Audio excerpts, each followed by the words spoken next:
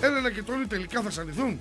Μετά από τόσα εξώδικα που αντάλλαξαν, τελικά φαίνεται φως στον ορίζοντα. Η πλευρά του Τόνι Μαυρίδη είχε ζητήσει με εξώδικα από την τραγουδίστρια να συναντηθούν δικηγόροι και λογιστές για να γίνει έλεγχο στην εταιρεία που είχαν από κοινού.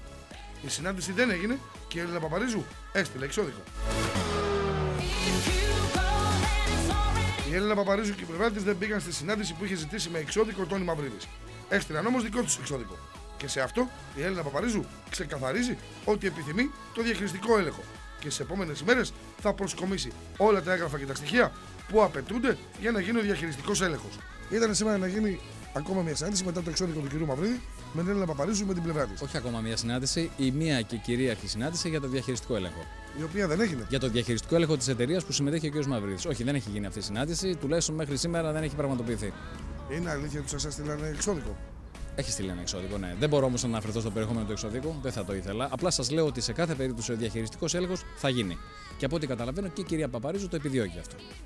Σύμφωνα με το εξώδικο που σας έστειλε, αυτό θα λέει. Όχι, σύμφωνα με το καταστατικό που έχει υπογράψει. Έχει υπογράψει ένα καταστατικό που επιτρέπει τον έλεγχο και από την πλευρά του κυρίου Μαυρίδη. Και σε αυτή την ενέργεια θα προβούμε από εδώ και πέρα.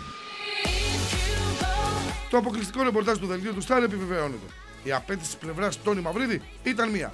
Τα έσοδα που δικαιούται, όπως υποστηρίζει, από την εταιρεία που είχαν και συμμετείχε με 20%. Από την κυρία Παπαρίζου δεν περιμένουμε παρά αυτά που ορίζει το εταιρικό καταστατικό που έχουν υπογράψει. Να γίνει ο έλεγχος δηλαδή. Συγκεκριμένα τα πράγματα. Εμείς μέσα στην εβδομάδα θα γνωστοποιήσουμε εγγράφους τις απόψεις μας στην κυρία Παπαρίζου και στη μεριά της.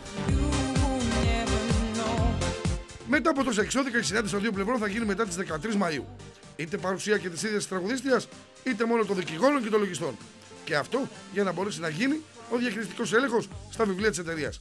Αυτό δηλαδή που ζητούσε εξ αρχής ο Τόνι Μαυρίδης. Κάποιες πληροφορίες που βγήκαν το μεσημέρι και λέγανε ότι η κυρία Παπαρίζου ζητάει πίσω το στούντιο και τα μηχανήματα του κυρίου Μαυρίδη. Όχι, είναι αβάσιμο όλα αυτά τα πράγματα, παιδιά. Μην δίνετε σημασία σε τέτοια πράγματα και σε φήμες. Εγώ ξέρω πολύ καλά ότι το πράγμα είναι πολύ απλό, αρκεί να υπάρχει καλή διάθεση. Ο κύριος Μαυρίδης την έχει και ελπίζω και η κυρία Παπαρίζου τελικά. Δηλαδή το θέμα είναι μόνο τα χρήματα που έχει να λαμβάνει ο κύριος Μαυρίδης από την εταιρεία. Είναι η εταιρική του συνεργασία. Τίποτα παραπάνω. Απολύτως τίποτα παραπάνω.